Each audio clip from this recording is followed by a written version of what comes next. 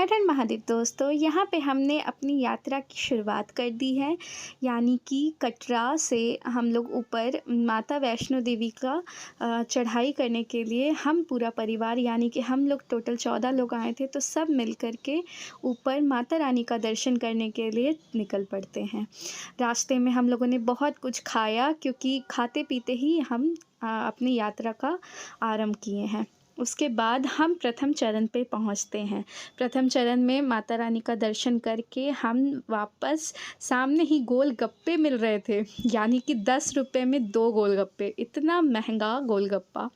तो मैंने तो पहली बार इतना महंगा गोलगप्पा खाया है।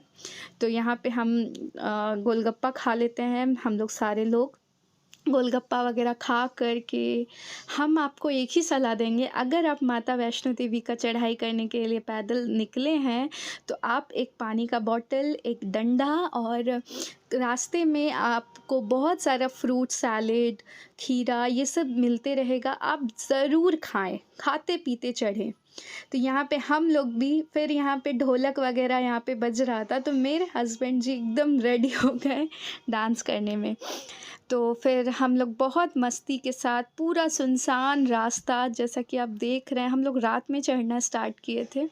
तो हम लोग सब कोई आगे कोई पीछे जय माता दी बोलते बोलते हम लोग चढ़ रहे हैं। अर्धकुमारी के पास हमने मम्मी पापा के लिए घोड़े का भी बंदोबस्त किया, लेकिन मम्मी पापा ने अपना हिम्मत नहीं हारा। वो बोले कि नहीं, हम पैदल ही जाएंगे। और सबसे सुकून भरा पल वही था जब हमने पहली बार माता रानी का दर्शन किया। रात में सुबह हो गई थी, 4-6 बज गए थे। तो फिर सुबह उठ कर के हम लोग एक डोरमेंट्री में जा कर के कपड़े वगैरह चेंज कर लिए, नहा लिए, मैं साड़ी वगैरह पहन ली। उसके बाद हम माता रानी के दर्शन के लिए लाइन में लग गए और माता रानी का बहुत ही अच्छे से दर्शन हुआ। उससे सारा थकान और जितना भी 16 किलोमीटर की चढ़ाई थी सब मतलब सफल हुआ, एक तरह से सुकून मिला हमें।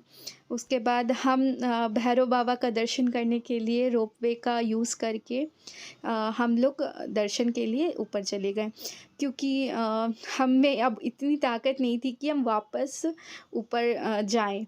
तो हम लोग रोपवे यानी कि पर पर्सन 100 रुपीज़ चार्ज करते हैं 2 आवर्स के लिए। तो हम लोग 14 लोग थे, तो हम लोग सब मिल कर के भैरव बाबा का दर्शन किए। फिर वापस आके हम सबसे पहले अपना फ्रेशन अप हो कर के होटल जहाँ पे हम लोग रुके थे वहाँ पे, तो फिर हम लोगों ने खाया राजमा चावल और